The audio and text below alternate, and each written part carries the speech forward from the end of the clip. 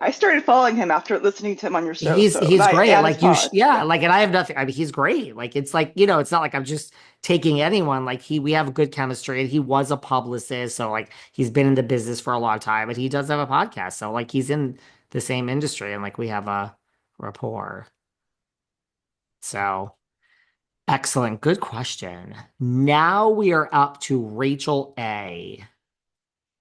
Really, the only Rachel, but Rachel A. If you want to ask a question. Let me go like this. Oh, yes, you do. No, no questions. Oh, just listening in. Well, thank you for being here.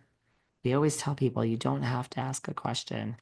When I go to things, I don't like to ask questions personally. If you believe it or not, I never ask a question. Okay, now we are up to not Robin White, but the other Robin. So if your name is Robin and your last name is not White, it's you. Hi, David. I'm actually one in the same Oh, be- you're here because my, twice. well, yes, because my laptop, I can't get the sound. So I'm listening to you on my cell phone. Um, Very, very tech savvy. and actually, I'm not. So thank you. It's Um, working. I'm curious what led to your fallout with Margaret, Marge the Sarge, and Marge Senior. I never heard that, and I'm wondered if you could share that. Too bad Sarah's not sitting here because she loves the Fallout questions when they come from me.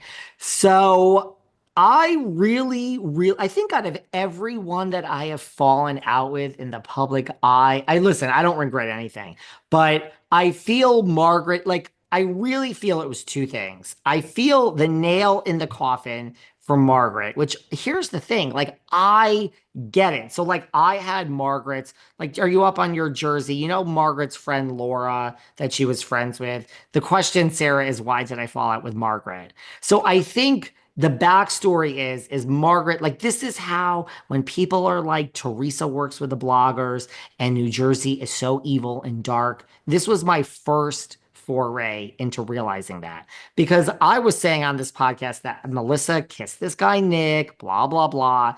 It happened. I know it happened. This has nothing to do with Margaret. I mean, she was there that night. This has nothing to do with her. And then Margaret called me, and I was like, why are you calling me? So when I was saying this, I just thought this is actually what happened. This is when I realized it's not like that for these people. I shouldn't have been saying that Melissa kissed Nick, even though it happened, because Melissa and Margaret are friends, and I have to be team Margaret and Melissa and Jackie at the time. And anyone that was on Melissa's side, I had to talk good about, and I had to talk bad about the other side because that's how Jersey, this is how I was like, but this has nothing to do with you, Margaret. I mean, I'm not, there's Melissa kissed Nick. I know that for a fact. So now you want me to say something that isn't true when I know it happened because I'm supposed to support Melissa, which I don't even really know Melissa. I know you. So that's when I was like, well, this is weird. And like this podcast isn't going to be manipulated like that. So that's where it really started. The second part of that, but I was like, okay, just go away. Don't worry about it. Because then we could still be friends. Who cares? Then the second part of it is that she called me one day and tried to convince me that like this didn't happen, but like no one was listening. Like this wasn't, it was just like, but like now, like I would have respected her more if she said, like, you can't say that because, like, what happened, David, wink, wink, but like, you can't say that. We gotta support Melissa. Like, that would have been better to me because, as a friend, I've always said if Jen Shaw were my friend, I would be sticking by her. Like, I stick by my friends. So, if you said to me, I know what happened, but shh, like, you can't say that. Like, we're in a fight with Teresa, I would have been like, okay, I get it. But she was on the phone trying to convince me that something that actually was true didn't happen. And I was like, now you're trying to play me in like your marionette game, which doesn't really make you value my friendship. Of course, you value your friendship with Melissa because you're on the show with her. So that's when I was like, that's not really how I work. Like, you should just appeal to me as a friend and say, like, could you maybe not do this and explain why? But you're trying to convince me something didn't happen when I know it did. And you know it did too. So it's like, now you're playing me, but really, that was kind of the backstory for me of why I'm like, you're not a good friend. But really, for her, which then came afterwards, and I actually understand this, I had her friend Laura of 40 years on my podcast, and I get it. Like, if I had a friend for 40, so she was like, you can't have her on. If you have her on, we're done. And I'm just like, but that's not really like, look, Andy will have on Giselle on a Monday and then her arch enemy me on. That's just, it's nothing personal. Right. And even when Laura was on, the interviews on my Patreon, we had a great chat. But I mean, there were times when I was like, okay, like we have to talk about more. Like, this isn't like, you're not here to just bash Margaret. Like, that's not really like, so that is obviously a lot of her story. But I'd be happy to have someone on, that wants to trash Teresa tomorrow. Like, that's just the job. So it's nothing personal. Mind you, I also knew Laura on my own. I mean, I met her through Margaret, but I did have my own relationship with Laura. So it wasn't just like I didn't know Laura. Like, I did know Laura myself. Granted, I met her through Margaret. So Margaret did, I mean, I have a text here. It was whole like, David, I know you're going to share this text with the world. I never did. And if you do, please read it in full and blah, blah, blah. And it really was just like, if you have Laura on, we're done. And I'm like, well, I have to do my job. I love when you do your job. Thank you. So I don't regret it because like it's weird. Like I get it. Like I do get her side of it. I really do. But it's like it's nothing personal. Like Laura's talked to the whole world. Like it's nothing to do with this. This is just the job. So now you're making me feel a weird way. Like you're asking me not to do my job and not to share this interview with all of you. Like that just it doesn't seem right to me. So that's really we didn't have any big falling out. That was just it. She's like, if you have her on, we'll never speak again. And I'm like, okay, well, doesn't really sound like you're such a good friend of mine if there's like some ultimatum here. So Exactly. Are any of them true friends from that show? I'm trying to think. I think like Margaret and Melissa for the most, like as much as friends can be. Wait, you don't think Dolores and Teresa are real friends? Not really. Like, I think they are, but they're not. Like, I've been out with Dolores back in the day where she used to say the most horrible things about Teresa. Like, I think, they're loyal to each other.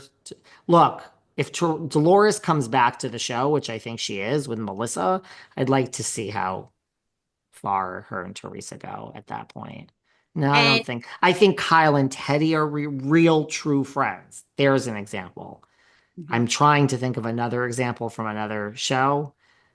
Uh, I think Sutton what and about, Tilly are friends. in RHONJ, are you thinking now that Dolores comes back and Melissa and Teresa gets a spinoff? Like she and Louis, like their spinoff of she and Louis going to jail?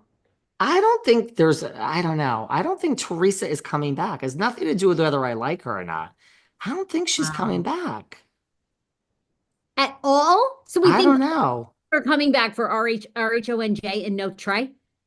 I'm doing a whole show on this tomorrow afternoon too. I already recorded it. That I've heard some stories from 3:30 p.m. Eastern Standard Time. There's a quick hit dropping. I don't know if it's true, but I heard some stories about how Bravo might not be so upset with everything going on with Teresa. It might just be helping them make their own decision and just, I don't know if Trey it's and true. Louis go to jail. Come on. Oh, But wow. that's everything with Wow. Margaret. And but I have to say, although not really, let's not give Margaret too much credit because trashing me in public is like would be so beneath her. So I'm not going to give her too much credit, but to her credit, she never said anything bad about me in public. But then it's like that's not really giving her too much credit because God forbid she should be lower herself so much to get in a quarrel with me in the public eye. So there you go. Thank you so much. You're welcome. Now we are up to Sammy. Next time we're going to start from the end, Sammy. You're going to be in the beginning. Sammy. I don't know, because then I won't be as stoned. Maybe it won't be Okay, as fun. I well, don't know. we can keep you where you are then. Okay, so David, this is primarily for you, but I would love Sarah to chime in. But I don't know if you remember, like season 8 or 9 of RHONY, the OG. Your podcast was like conversation behind the scenes when it was out in the wild with that crazy weird co-host girl. But you interviewed Kelly Bensimon, and she was crazy. But one time you said you know people's real opinions of Kelly, and I would love to hear them. Well, I can tell you this. Here's some tea. Like, I mean, I know Kelly invited because when Kelly was supposed to get married, like that was last summer, and she invited, which you have to wonder, like she invited like the New York Housewives, like she invited like Dorinda, Luann. I think she invited Ramona. I don't think she invited Sonia, but she invited like a bunch of people, and all of them were like, I think she invited Jill too. They were all just like, what is this? Like, again, like that's the problem I have with all of these people. Like they're not real friends. Like, so all the housewives that were invited from New York, first of all, none of them were going. In their defense, it was in Boston. But I mean, nothing against Boston, just no one was in. But like, if it's a really good friend of yours, you go. But each person was like, why am I even being invited to this? Like, we're not that close. So I think Kelly wanted to have, the right type of people there to get pictures at her wedding, which never happened.